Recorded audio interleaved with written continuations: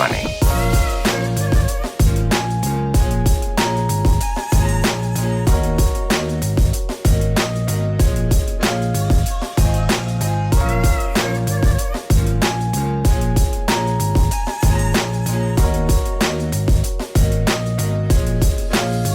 They all need money.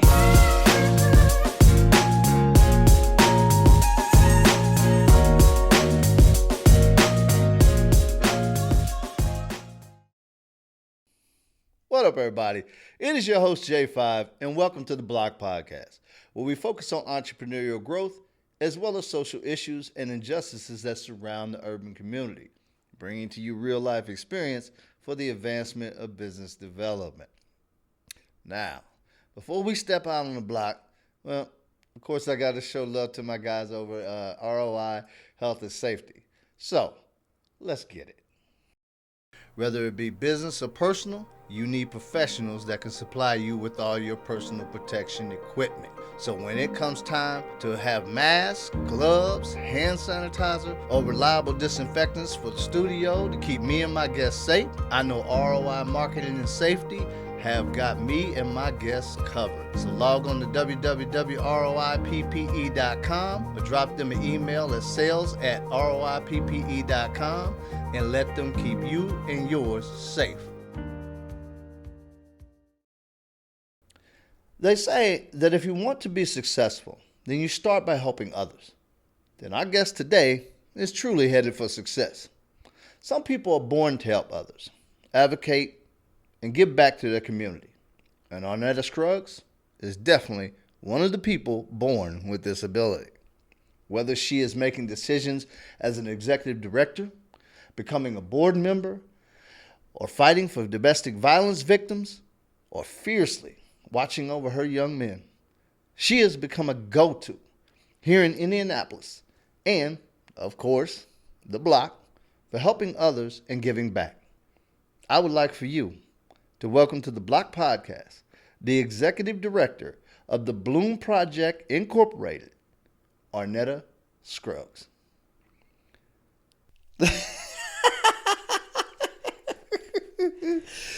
Hello, and welcome to the Block Podcast, Arnetta Scruggs. Hi. Glad to have you here. Thank you. I know that you're a very busy person, and I had to snatch you and grab you in here real quick. I appreciate it. You're more than welcome. Yes, You're I try more not than to welcome. be. It just happens that way. Well, hey, that's a good thing. Yeah. That's a good thing being busy. So go ahead and tell people, let everybody know who you are and what you do. Okay. Mm-hmm. I'm Arnetta Scruggs. I am the Executive Director and founder of the Bloom Project. All righty. And what is the Bloom Project and what does it do? So the Bloom Project, we're a mentoring program for young men 12 to 18. We are physically in Fort Wayne, Indiana, and in Indianapolis, Indiana. Okay. Now, because of COVID, we are in this virtual space where we are all over the U.S. presently. So, it's funny kind of how COVID kind of was bad and kind of good. Mm-hmm. You know, so some people it destroyed, and then some people it made. Mm-hmm. It's kind of weird, but you've had your own experience with. Mm-hmm. We'll get to it. Yeah. I got it in there. We'll talk to it. You did some research. But I want to know, because you have your organization is all boys, mm-hmm. right? Yeah. And I wanted to know, is there a reason or a significance to why it was just boys and not girls? Because most people would think. You'd have aimed straight for the girls. Yeah. But you didn't. Yeah. Why is that? When I was younger, I hung around guys. Okay. Like I had female friends, but I felt more comfortable. I was a tomboy. Okay. Sports? I played. No, I ain't even gonna say that. Like too many people watching. No, no. But I was. We're a sports family. Okay. So when it came down to just doing boy stuff, I guess gender roles. I was more doing boy stuff. I had the latest Jordans. I had, the baggy clothes back then, all that different stuff. Until, high school when it was like, okay, you're a girl. You need to start wearing dresses and skirts. So, I started doing that. But it was just, I was just more comfortable around guys. And so a lot of my guy friends kind of didn't go down, I would say they went down a different path in life. But my house was always the safe space. Okay. And so my mom, she was she's still big on coupons. And she would, I can't do it. She would buy stuff and be like, well, if you don't want it, your friends will probably eat it. And so they would come over and we would be the local grocery store. That's awesome. Right? And so the things that they would do, they would never do in my house. But we knew that this is what was going on. Yeah. And so her biggest thing was, if they have food, maybe they won't do what they wanted. Everybody sweet. Wants steak. That's sweet. Right? Like I have, a couple friends, their mom, was a single parent house. It was a single parent household. And it was like, I want steak just like everybody else wants steak. Right. So I just get steak a different type of way than you get steak. Yeah. Right? And so I was kind of just that safe space for them. That's and so awesome. when I got older, so the giving's been there. Yeah, it's been there. It's been there. This just didn't pop up when you were in college and be like, I want to help people. It's always been there. That's awesome. Yeah, it's always been. I always wanted to help others. Cool. And you do a very good job at it. Thank you. You really do. You do. I've done a lot of research on you. Come on, research. Oh yeah. I don't walk in blind. Because I want to get the best out, the best information. You know what I mean, for you and for the people that's watching and that want to be a part of what you're doing. So, and I wanted to know why here in because hold on, first of all, where are you from? I'm from Fort Wayne, Indiana. Okay, where'd you go to school? In Fort Wayne, like high school? No, college. College, I went to Tennessee State University. Okay, now my question is because you came back here to Indianapolis, to do this, right? Why not stay in Tennessee? You know what I mean? Right out of school and just do your thing. Why was it important for you to come back here and do it? Yeah, so this actually started here. Okay. So I was in Tennessee, got my bachelor's in social work, but I wanted to get my master's in management and leadership. Okay. I always knew that I was going to be a part of an organization. I never planned to start a nonprofit. Created. Yeah, created. That was never the goal, okay? Arnetta's goal. Wow. Now that was God's plan, but that was never Arnetta's plan. And so IUPUI had a master's program in leadership. So I went social work. I got my master's in social work. And staying here long enough, it was just kind of like it was destined for me to start my organization here. Okay. Yeah. And I mean, is that like when you were in school, is this something like you thought, like this, of course, is where I want to go? But like you said you just wanted to be a part of a project, a part of something, not to...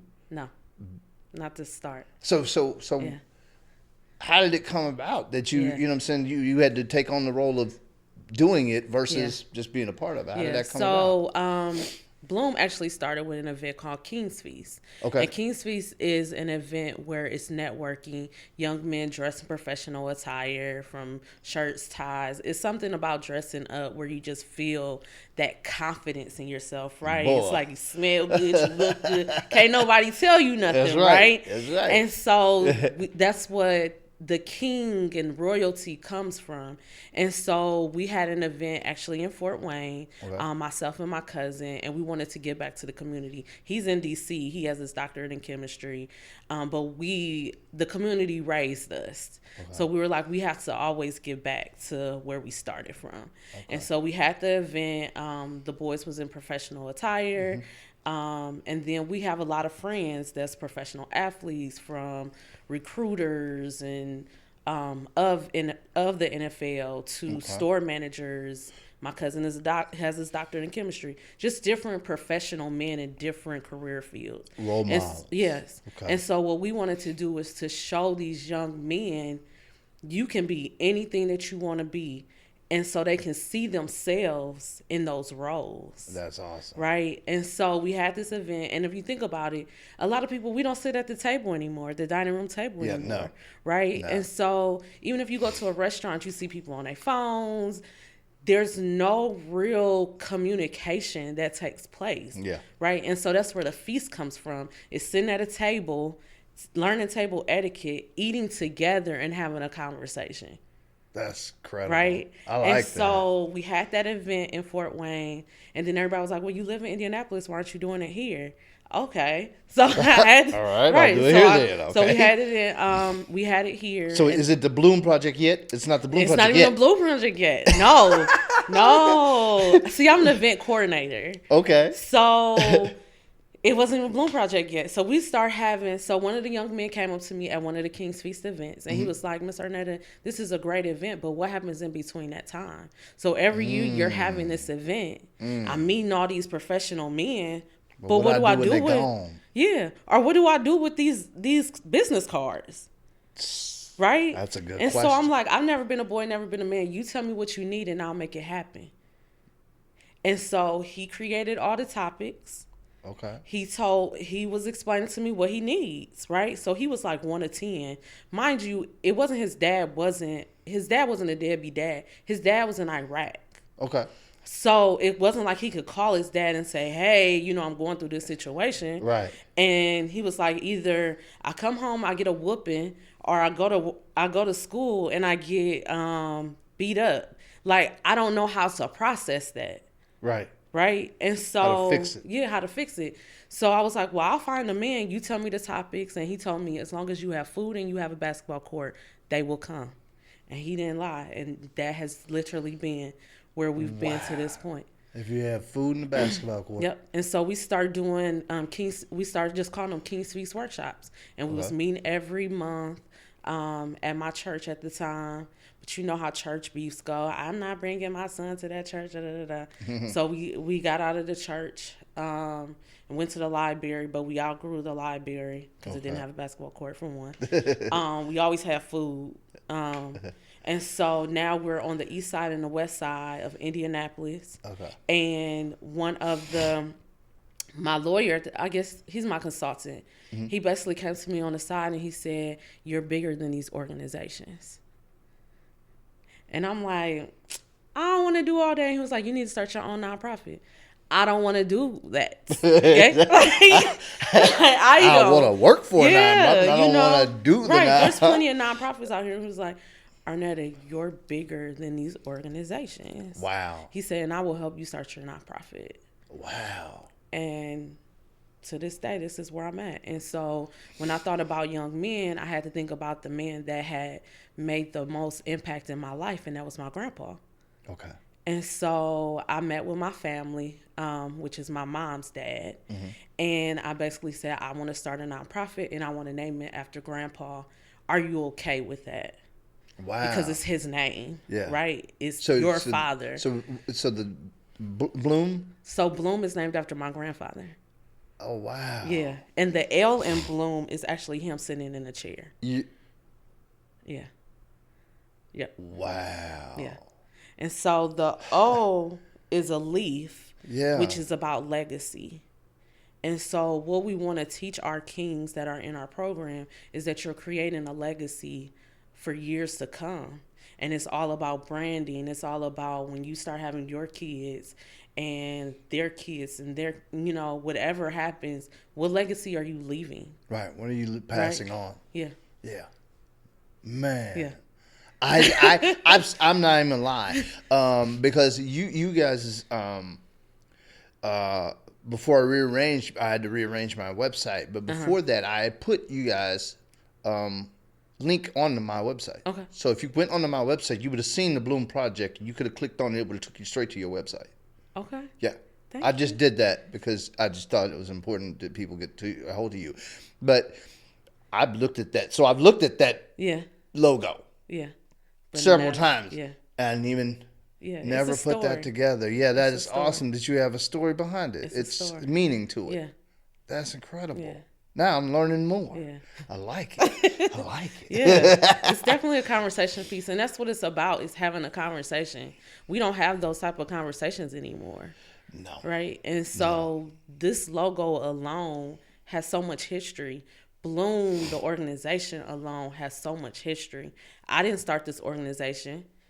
A young man coming up to me didn't even know that this is what he was saying to me at the time, was saying that I need this organization. And this is how then we later started. on, someone comes to you and And says, now he no, all grown, you do grown. need to do this. Yeah. And he grown. Like, I talk to him all the time. You know, sometimes, the universe speaks to you. Yeah. You got to listen. And and honestly, that's what happened. Like, God put me into a place where I wasn't working for a year. Okay. And he had been speaking to me about starting an organization, but again, Arnetta didn't want to do it, right? So he said, okay, so if you're not listening, you're not going to listen to me. I'll put you in a place where you have to listen to me. And for a year, that's how Bloom. That is, you know what, that you said that. Because, and I'm not going to tell the story right now, but I have a story that is exactly like that. And you're right. He will force you to where he wants you to be. Yeah. Even regardless of what you think you want. Yeah. Yeah. Buddy. Yeah, right there. Okay. All right. Yeah. So now I know that you are an active member of Alpha Mu Omega chapter, and that is under Alpha Kappa Psi. Oh. Phi Psi. No. Alpha Kappa Alpha. Alpha Kappa Alpha sorority. That's right. Okay. Yes. All right. Cool. You was getting there. You was good. I was on it. I was on it. Yes. Okay. But and when I went to the event, I got to see, the Omegas sitting, with their purple on the dogs, and I wanted to know, how has that, working with them gentlemen, with that organization, period, because I know about that organization. It's a wonderful organization. How has that helped you with your mission with the boys? So, you talking about the sorority that I'm in, or are you saying the fraternity? The fraternity. Okay, so just the Divine Nine period has all been a part of Bloom Project.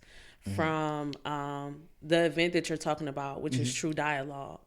That's a youth-led event that I'm just loving that you have the shirt on today. This is just amazing. Like, you just got me at the door. You know what I'm saying? Got me at hello. But that's what it's about, is just youth-led events, right? And so we go to so many different forums, and we're talking about youth violence and what we need to do for our youth, but we never have youth at the table. Okay. Right? And so when we first started that event, that was a conversation that we had with the chief of police at the time. This is way back when Chief Height was here. Okay. And I was going to all the forums, listening to him talk, and I'm like looking around like, so there's no kids here. Right. So, I finally just, listen, Chief Height, like, there's no youth here. And y'all talking about, y'all creating all these strategies or whatever. And he was like, well, if you big and bad, create it yourself. Okay, thank you. Well, that's all I needed, sir. That's all I needed. Really? Yeah. Okay. Well, we had that kind of relationship. Yeah. So I didn't take offense by it, but it was basically challenged. Yeah. Okay. So the first event we had, it was called Are You Mad or Not? Okay. And we had over 300 people there. And we told him we want the officers that have the most complaints there. We don't want just a good, good cops that need to be in a. And he said, "That's powerful." Yeah, he said, "Well, I can't promise you that, but they will be invited." Right. So the whole panel discussion, it wasn't police officers or IMPD on one side and the youth on the other side. We said, no, we're mingling. So when we had our panel, it was a police officer, it was a young man, it was a police officer, it was a young man. Let's have a conversation. And one of the things that the young man actually said to the police officer, this is a great event, right? We're sitting next to each other, we're talking, but what will you do when we leave out of here? Nice. He was like, I'm going to treat you the same way. No, you're not. You're not. But that's why we're here today, is to have those conversations. These young men are special. These leaders, they're doing things positive in the community, and you're treating them like they're not human. Right. So it was a very deep conversation, but it needed to be had. And so that's how we led to just having true dialogue and having these conversations where the Divine Nine, the Omegas, the Kappas, the Sigmas, everybody coming together. Okay. To help. Yeah.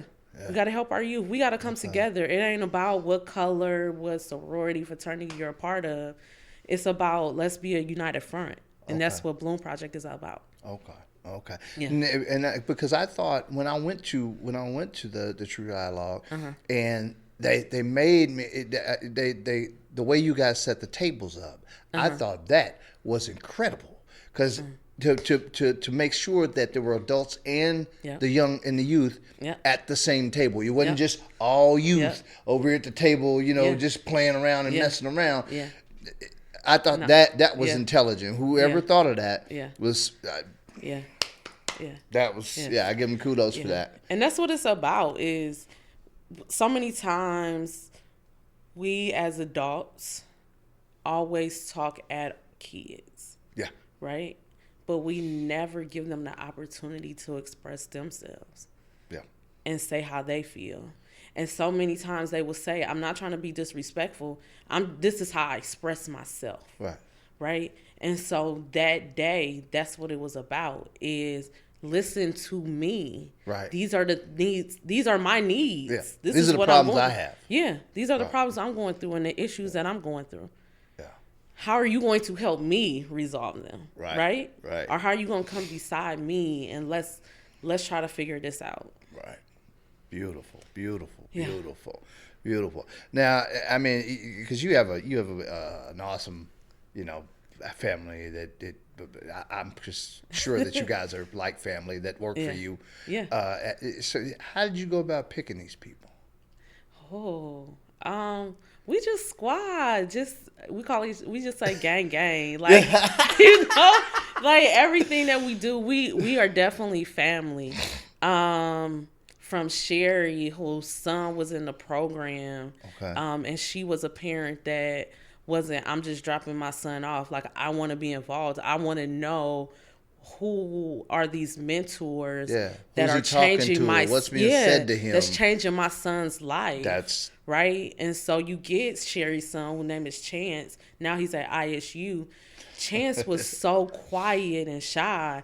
And now he's a rapper, a poet, and spoken word, and just speaking in front of people on stages in front of thousands of people. Wow. He never had that confidence before, To Brandon, I met him. Actually, Facebook just told me we met 8 years ago. I love Brandon. Yeah, he had an event. He had a faith walk. And this is when King's Feast was just King's Feast workshops. And we invited the boys to come out to this faith walk.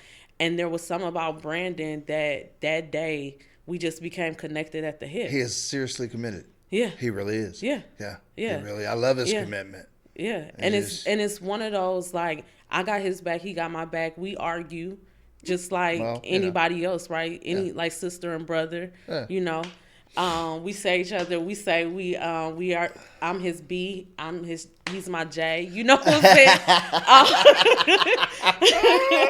But, we just have that relationship where you have that family. My Royal Mentality director and coordinator, Ron, has been with me since day one as well for 3 years, I think 3 or 4 years.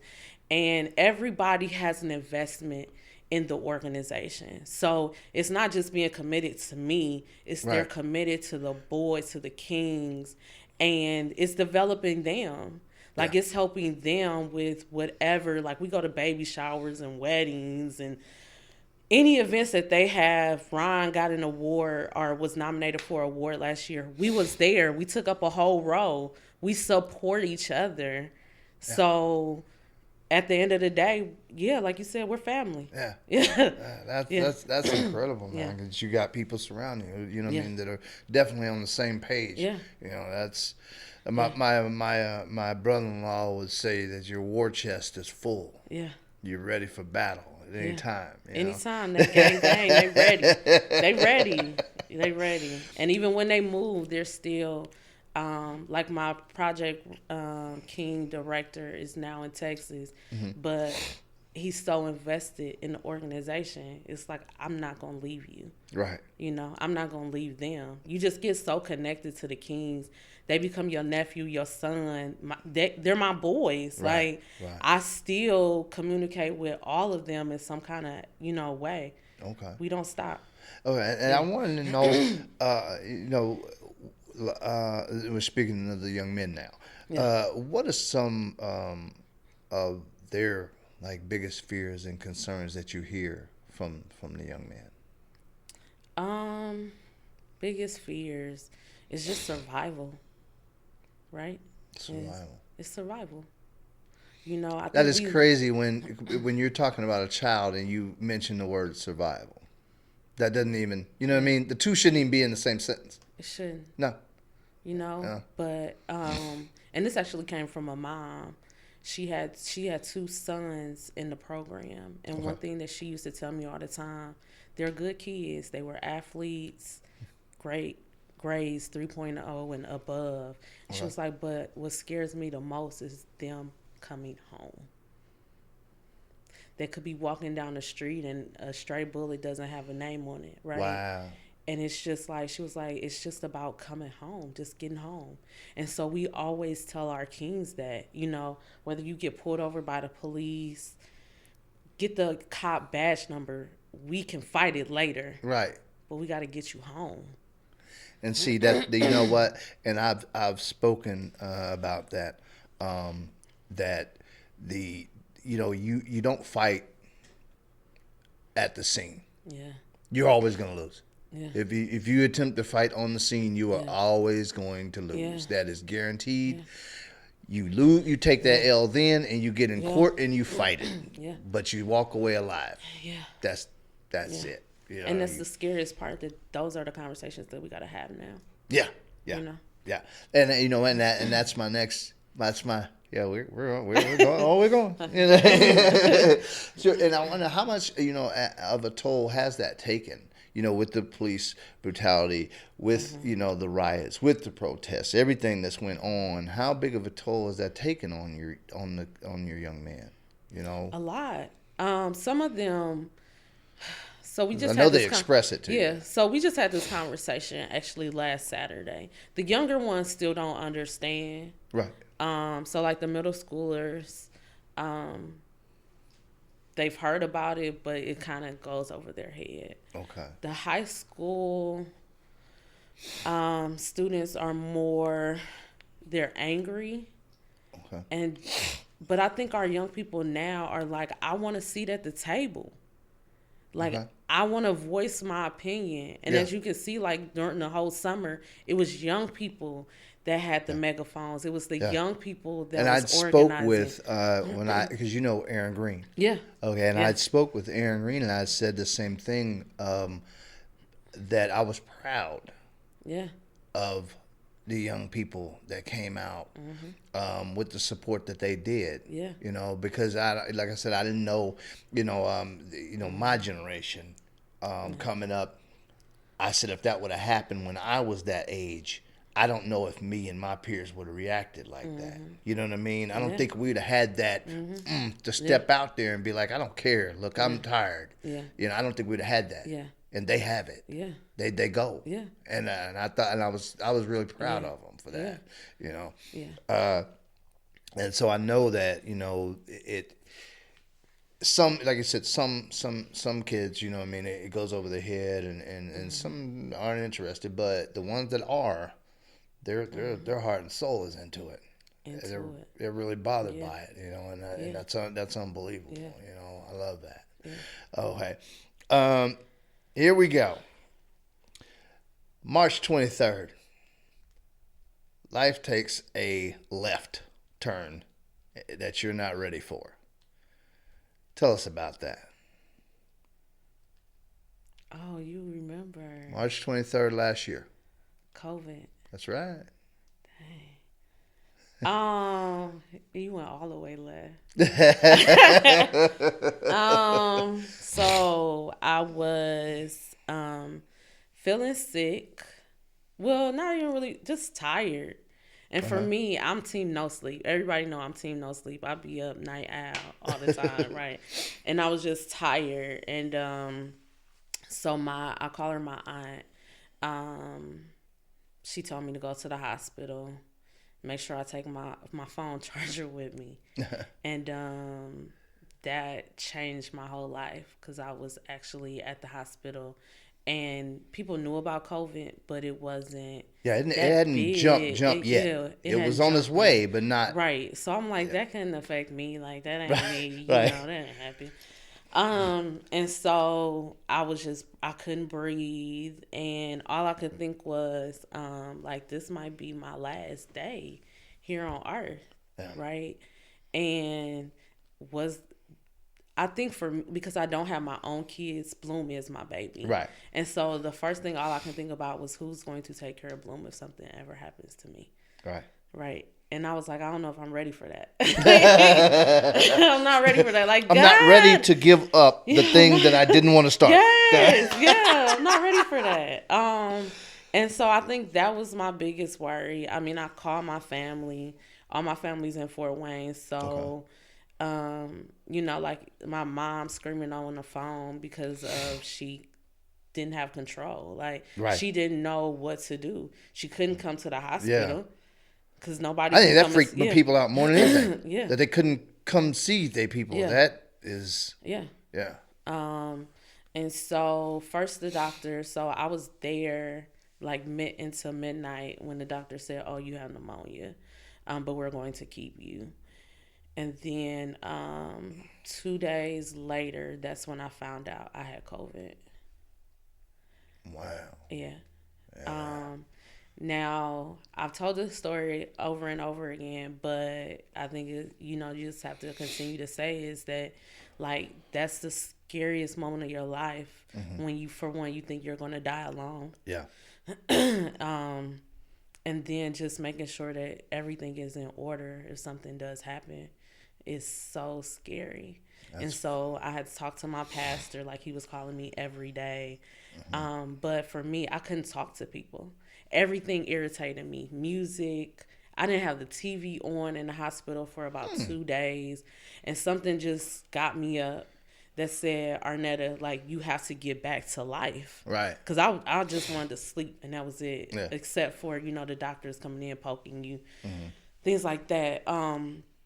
My sorority, they were doing like prayers almost every night. Now, mind you, I don't know what was being said in the prayers. Right. It was just my phone was just on speaker, but it was like literally happened where everybody was scared. Everybody that was close to me was scared, and I get it. I was able to send like text messages, like copy paste, to certain people, but it's just one of those moments where you don't know, like, if you're gonna die. Like, you're never gonna wake up from that moment. So that was scary. That was definitely scary. Yeah. I know. When you came back, though, I know your boys, they was. It was a couple that they were calling. Like I said, like, we're a family, so it was from text messages to phone calls. They were scared. Right. And then even when I got out of the hospital, there was, because I get energy off of people, it was just like one of those, like, I needed to see them, but I knew that we couldn't be close. Right. And so I literally, I'll say Trey. So Trey called me, and it was just like one of those, he was like, I just need to see you. But he knew he couldn't come to my house, and I couldn't be close to him, even though the COVID part was over. But we didn't know, how long it was going to take. And so I told him, I was like, well, you stay on the porch, and I'll sit in my car. And I end up sitting on his sidewalk. I got a chair, and I sat on the sidewalk, and he sat on the porch. Wow. And it was just like one of those moments. It was him and his brother, Ko. And Trey was just like, this is so weird because I can't touch you. Right. That was enough. Like, but yeah, it was just like one of those moments that had to happen for me to finally like say this is reality, and that I am still alive, and that I needed that moment to know that. Did that kick you in gear? Yes. Yeah, I know it did. Yeah. You came out of there on fire, didn't you? Yeah. Yeah, that's what's up. Yeah. Yeah. So that's what was needed. So yeah, so I still have side effects. Like I can't smell. Can't smell. I can't, like, I still have shortness of breath, and sometimes like when I eat, like I have to clear my throat a lot. But okay. I'm alive, so people say, "How you doing?" I'm alive. I'm alive. Like, there you go. Like, we'll figure the rest of it out. Yeah, but I'm alive. I was on the wake up list. You know what I'm saying? Yeah. That's where I'm at. Like, I thank God every day that He allowed me to be on the wake up list. Well, there are more. Yeah. Well, there's other people besides you that are glad you woke up. Yeah. And I want to quote something to you. Okay. Arnetta Scruggs is a beacon of hope and excellence for the state of Indiana's youth. Here's another one. Arnetta Scruggs is the definition of leadership. Her abilities to listen, hear, and understand the needs of the community have given her extensive knowledge and ability. These are quotes about you from professional individuals. Okay, how does that motivate you to hear that? It's big. It's major. It's a motivation for me, just period. You know, I don't do this work just for me. I believe in the Dash, and if you ever heard of the Dash, or even I know the Dash. I just had that conversation about 3 weeks ago. Yeah. The Dash. So the Dash is, if you think about the day that you were born, or the year you were born, and the year that you passed away, there's a dash in between on your tombstone. What is your dash? What's in it? What's in it? And so I want people to, if March 23rd was my last day, for people to be able to say that I fulfilled my dash. Awesome. Yes. Okay, now what are some of the ways that people can become involved with the Bloom Project, the King's Feast, whatever?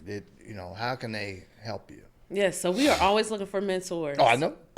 Always looking for mentors. So if they're interested in being a mentor, we have, I say staff, but they're volunteer staff. So when we talked about family, they do this for free.